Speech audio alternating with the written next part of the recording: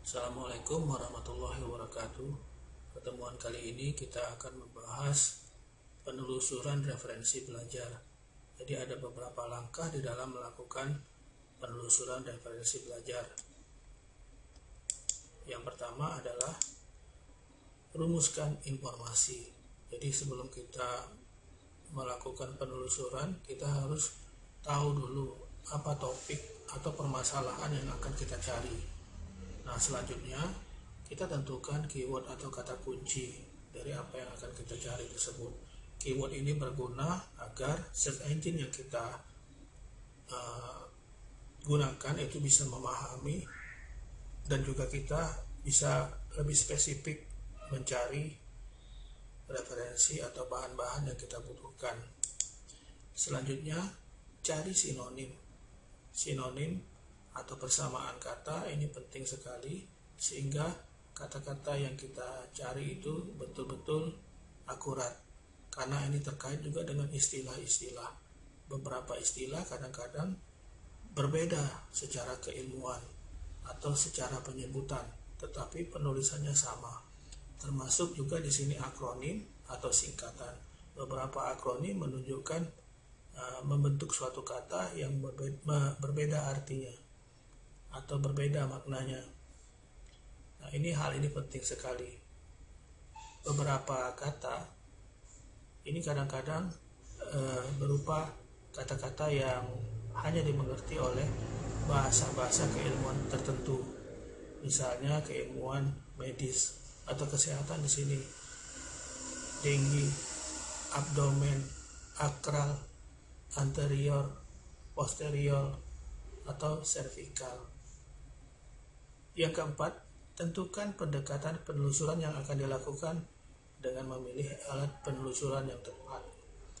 Kalau kita melakukannya secara luring, maka kita akan mencari katalog itu di perpustakaan terdekat atau buku referensi. Tetapi kalau kita melakukannya secara luring atau dengan menggunakan internet, kita harus menggunakan search engine yang sesuai dengan tempat atau bahan yang akan kita butuhkan untuk referensi kita. Langkah selanjutnya adalah menentukan strategi penelusuran. Strategi ini dibutuhkan pada saat kita melakukan penelusuran, sehingga kata-kata yang nanti dicari sesuai dengan apa yang akan kita temukan. Yang keenam, melakukan pendekatan strategi dan alat penelusuran dan pelajari hasilnya. Strategi penting sekali, karena semakin baik strategi dalam penelusuran, maka semakin mudah, semakin akurat informasi, semakin akurat referensi yang kita dapat, dan semakin memudahkan kita dalam upaya pencarian referensi tersebut. Selanjutnya, kita juga harus melakukan evaluasi, sehingga kegiatan kita ini menjadi sarana, pengalaman, masukan bagi kita dalam melakukan penelusuran referensi lanjutan. Nah, ini beberapa alat penelusuran atau beberapa pendekatan yang bisa kita lakukan di dalam melakukan penelusuran referensi. Yang pertama adalah melakukan komunikasi langsung. Yang kedua, klasifikasi perpustakaan, katalog perpustakaan, kemudian buku perpustakaan, dan yang terakhir adalah dengan web. Nah, komunikasi langsung ini bisa secara daring, tatap muka, maupun secara luring. Kemudian bisa melalui telepon, melalui media sosial, melalui email, atau bisa juga menjadi anggota atau newsgroup atau milis. Nah, beberapa klasifikasi yang bisa kita ketahui biasanya di dalam katalog perpustakaan atau e-library itu memiliki beberapa klasifikasi. Misalnya DDC, Decimal Classification. Di linknya silahkan dibuka di sini. Ini memuat klasifikasi atau pembagian referensi dengan menggunakan numerik 3 digit. Misalnya di sini 000 ini untuk klasifikasi umum dan selanjutnya. Kemudian LCC atau Library of Congress Classification, ini adalah klasifikasi yang digunakan oleh perpustakaan Kongres di Amerika ya. Ini alamat websitenya, silahkan dikunjungi untuk mencari informasi lebih baik lagi. Jadi di LCC ini membagi semua pengetahuan ke 21 kelas dasar. Jadi ini dibagi berdasarkan huruf alfabet. Selanjutnya UDC atau Universal Decimal Classification. Nah, ini adalah alamat websitenya. Ini adalah suatu skema klasifikasi yang digunakan oleh sebagian besar atau hampir seluruh dunia atau seluruh perpustakaan termasuk e-library yang ada di dunia ini. Jadi lebih dari 130 negara dengan 40 bahasa menggunakan klasifikasi UDC. Untuk katalog perpustakaan itu terdiri dari daftar buku, katalog kartu, dan katalog elektronis. Nah, untuk pencarian melalui internet, kita bisa mencari dengan menggunakan link website seperti contoh di bawah ini. Nah, nanti di dalam link ini terbuatlah beberapa pilihan untuk mencari daftar buku, katalog buku, dan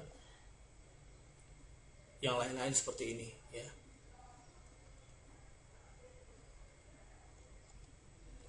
Nah, untuk web sendiri kita bisa mencari dari beberapa peselancar ya. Untuk engine search secara umum yang kita udah tahu ini ya, termasuklah Mozilla ya. Nah, kemudian Internet Explorer ya, itu adalah search engine yang umum. Bedanya ini infonya tidak terseleksi. Karena apa? Ini hanya pencarian secara umum, dan biasanya untuk pencarian secara spesifik search engine ini dibutuhkan search engine yang lainnya yang lebih spesifik lagi. Misalnya Meta Search Engine ini mencari beberapa dalam search engine sekaligus, atau juga yang subject directory ini lebih fokus ke masalah khusus ya, termasuk yang spesialis database, yang ini yang invisible web ya, ini memuat katalog online database. Ini ada di bigshop.com contohnya ini ya, termasuk yang digital virtual library, ini yang memuat pusat informasi virtual ya, misalnya di website yang ada di bawah ini. Selanjutnya untuk anak-anak juga beberapa mesin pencarian dibuat khusus untuk materi-materi atau referensi-referensi yang ditujukan kepada anak-anak ya. Ini ada beberapa, misalnya AOL that find kids only, ini ya pakai ini. Kemudian some library ini ya, kemudian Archival for kids ini, kemudian Barrett's best sites for children ini, kemudian Cyber Sleuth Kids, kemudian Kids Click ini, kemudian AdView, termasuklah di sini juga the Internet Public Library Youth Division. Nah, Yahoo juga ada Yahoo Legends. Nah, ini khusus untuk anak-anak. Nah, ini saya sudah membuat semacam skema untuk penelusuran referensi, dan pada intinya sama walaupun kita onsite maupun online ya. Hanya yang membedakan mungkin pada online adalah menggunakan search engine untuk pencarian informasi. Nah, untuk strategi penelusuran yang umum ya, biasanya keyword base itu tidak membedakan kata sama arti. Jadi kata sama arti beda, atau kata beda ini bisa juga ya. Ini yang Google ini tadi sudah saya jelaskan. Jadi yang search engine umum ini kadang-kadang kesulitannya kata-katanya sama, artinya berbeda, atau bisa terbalik ya. artinya sama, tapi penulisan katanya berbeda. Nah, hal ini biasanya diperkuat juga oleh frasa ya. Karena banyak sekali frase-frase yang membedakan arti, apalagi untuk ejaan Inggris ya, bahasa Inggris itu banyak sekali frasa-frasanya. Kemudian untuk konsep base juga ya. Konsep base kita perlu tahu konsep base-nya. Istilah-istilah itu bisa lain tapi artinya sama. Ya, banyak sekali, apalagi tiap-tiap bidang keilmuan atau profesi itu kadang-kadang menciptakan sendiri istilah-istilah yang padahal kalau konsep generalnya itu sama, atau memang sengaja untuk dispesifikasi berdasarkan bidang keilmuan masing-masing ya. Kemudian bahasa Boolean Logic Strategy ini juga ya, ini perlu untuk terutama untuk terkait dengan teknologi informasi ya, informasi yang berkaitan dengan komputerisasi biasanya menggunakan Boolean Logic Strategy, atau juga untuk kode-kode rahasia tertentu juga bisa menggunakan Boolean Logic Strategy. Jadi terkait dengan data yang dibutuhkan ya. Jadi kalau kita memang datanya spesifik harus menggunakan Boolean Logic Strategy ya. Kemudian strategi lain bisa kita siapkan juga. Nah, ini misalnya yang Boolean Strategy ya. Boolean Strategy. Jadi beberapa istilah yang kadang-kadang ini digambarkan dengan skematik ya. Dua hal yang berbeda, kadang-kadang ada beberapa arti yang terpisah atau ada beberapa makna yang sama atau gabungan dari keduanya. Tetapi maknanya sedikit sekali, atau juga bisa kesamaan yang dua-duanya sama ya.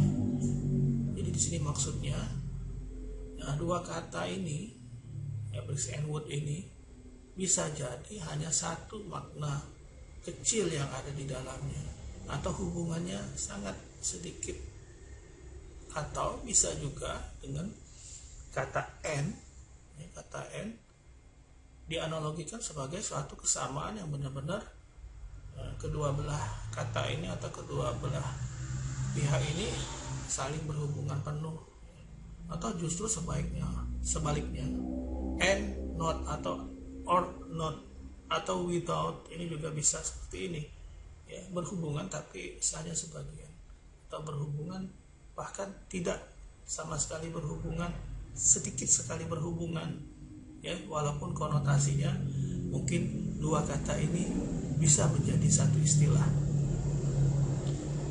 Nah, ini strategi-strategi lain yang dikemas oleh Boolean atau menggunakan istilah-istilah dari komputerisasi ini biasanya seperti ini ya, termasuk untuk pembatasan pencarian dengan search engine tertentu ini biasanya menggunakan istilah-istilah seperti ini ya. Untuk arsitektur ini seperti ini ya, ada istilah dengan tanda-tanda atau dengan simbol-simbol seperti ini. Selanjutnya yang clustering juga ya. Clustering ini biasanya search engine yang memang dibuat khusus untuk pencarian hal-hal yang sudah terkategorik ya, atau hal-hal yang sudah dikelompokkan ya, biasanya Visimo ya, Visimo. Jadi Visimo.com ini biasanya search engine menggunakan yang seperti ini. Kemudian yang untuk tingkat lanjutan ya, tingkat lanjutan biasanya digunakan untuk melengkapi search engine yang masih dalam pencarian umum ya. Jadi dari pencarian umum nanti kita bisa ada advanced lagi ya. Jadi advanced itu biasanya pencarian yang dibataskan lagi, dibatasi waktu, misalnya negara, bahasa, kemudian kata-kata atau topik-topik yang dibahas lebih spesifik lagi. Jadi di advanced, jadi search engine-nya ada tambahan yang lebih eksploratif di sini. Nah, ini untuk sumber informasi ya, ini untuk perlu kita tahu dan kita pahami. Beberapa situs itu menggunakan istilah-istilah di belakang nama domainnya ya. Misalnya di sini .edu ya, atau .ac, .edu atau .ac ini biasanya digunakan untuk kalangan pendidikan Ini edu ini education, kalau AC ini akademik ya. Jadi ini terkait dengan pendidikan dan ini terkait dengan pendidikan juga ya, sama. Tapi di belakang kadang-kadang ID ini untuk pengenalan bahwa situs ini berada di negara Indonesia. Kemudian ini .gov atau .mil, ini biasanya untuk pemerintahan, ini untuk government, dan ini khusus untuk militer. Kemudian .org, ini untuk organisasi-organisasi non-profit biasanya menggunakan .org. Untuk yang profit atau yang komersial ini pakai .com atau .co.id. Ya, ini untuk yang komersial atau ISP. Misalnya di sini geocities.com. Nah, kemudian untuk otoritas penerbit atau pengarang itu biasanya harus dalam satu web harus ada about us-nya atau filosofinya, atau harus ada background-nya, harus ada biografinya. Hal ini digunakan untuk lebih memperjelas ya, memperjelas para peselancar, para pencari, untuk mempertegas informasi tentang web, informasi tentang buku-buku e-booknya atau tentang referensinya. Jadi about ini bagaimana atau apa informasi yang ada di situ tentang penulisnya, tentang apa yang ditulis secara umum, misalnya deskripsinya, misalnya seperti itu, termasuk filosofi ya, kadang-kadang berupa lambang, gambar-gambar yang ada di background. Ini bisa menunjukkan karakter atau menunjukkan suatu filosofi dari website atau buku atau referensi yang ada. Jadi orang secara umum bisa melihat dari gambar atau lambang-lambang atau logo-logo yang menunjukkan filosofi. Kemudian biografi ini juga, kalau memang pengarang yang perlu harus menampilkan biografi. Hal ini akan membuat atau memperkuat informasi ya, memperkuat tentang bagaimana website itu bisa sesuai dengan apa yang dibutuhkan oleh para pencari referensi tersebut. Kemudian di web juga ini untuk garis miring, ini biasanya untuk langkah per langkah ya. Kalau tidak ditemukan, ditambah lagi, apalagi di sini dijelaskan di belakang ya, biasanya untuk link. Kemudian ada juga alamat email. Nah, untuk satu referensi perlu ada daftar kontak ya, tidak hanya email tapi daftar kontak ya, sehingga betul-betul independen ya, diakui. Jadi jangan sampai membuat suatu situs tapi tidak ada kejelasan tentang kontaknya. Hal ini juga menjadi diragukan, tidak jelas ya. Jadi harus ada daftar kontak, minimal email dan alamat telepon seperti itu. Kemudian nama-nama juga harus jelas, penulisnya siapa, biografinya, kemudian search engine-nya juga, search directory-nya bagaimana, link-nya bagaimana. Harus ada untuk memperkuat otoritas dari penerbit atau pengarang ya. Nah, ini kualitas informasi ya. Untuk di kolom pencarian links ini additional sites, ini adalah menunjukkan bahwa situs itu memang betul-betul situs yang diakui dan keberadaannya itu jelas. Kemudian situs-situs yang saling terkait ya. Nah, antara yang kejelasan dan terkait ini maksudnya dalam penulisan karya ilmiah kita kadang-kadang menemukan banyak sekali referensi, tetapi dari banyak atau dari sekian banyak tulisan atau referensi itu kita harus benar-benar jeli menemukan tulisan-tulisan yang mana yang benar-benar asli, mana yang tulisan-tulisan yang benar-benar bisa diakui dari segi keilmuannya misalnya, kemudian dari segi pengarangnya, kompetensinya jelas. Jangan sampai kita terlibat dengan plagiatisme ya. Nah, ini nanti berbahaya khususnya untuk publikasi akademis Nah, untuk referensi, walaupun kita dapat referensi kadang-kadang populer, tapi belum tentu yang populer itu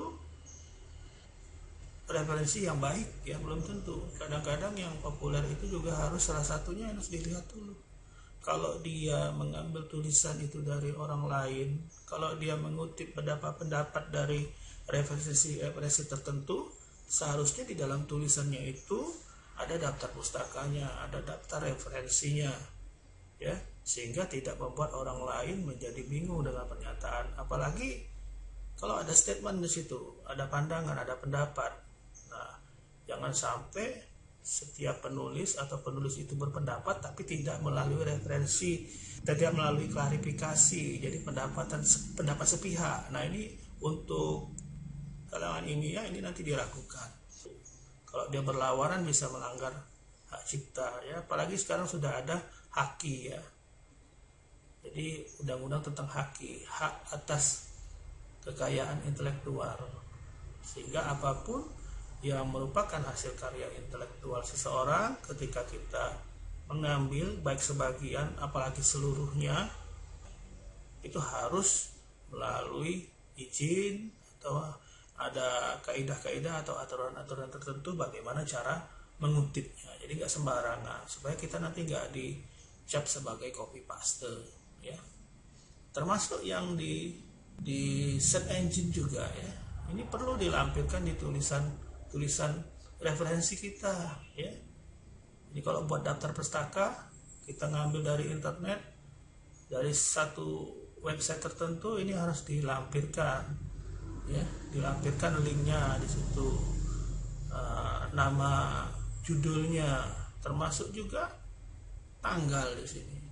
Tanggal ini termasuk tanggal aksesnya juga di situ, kapan sudah diperbarui berapa kali, pasti yang terbaru, ya. Walaupun kadang-kadang jurnal itu populer. Nah, kemudian yang perlu diperhatikan juga, setiap jurnal harus terakreditasi.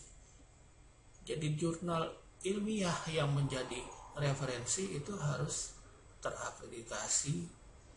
Populer pasti, terakreditasi belum tentu. Nah, tapi kalau yang terakreditasi kemungkinan besar ya populer, ya, populer di kalangan keilmuan tertentu, ya, yang memang tempat jurnal ilmiah itu. Jadi jurnal itu macam-macam, ya, ada kelompoknya, ada klasternya. Jadi nggak semua jurnal. Jadi jurnal itu sesuai dengan nama jurnal, nanti bidang keilmuannya apa, itu yang menjadikan dia populer di kalangan keilmuan itu, ya. Nah, ini beberapa referensi, ya, ini sebagian kecil, ya, dan ini tentu banyak sekali, ya, informasi-informasi dan informasi-informasi mengenai link-link seperti ini. Silakan dari informasi-informasi baik secara lisan maupun tulisan, ya, yang penting harus melalui kaidah-kaidah penelusuran yang sudah saya sebutkan tadi. Demikian pertemuan kita kali ini. Terima kasih atas perhatiannya. Mohon maaf atas segala kekurangan. Assalamualaikum warahmatullahi wabarakatuh.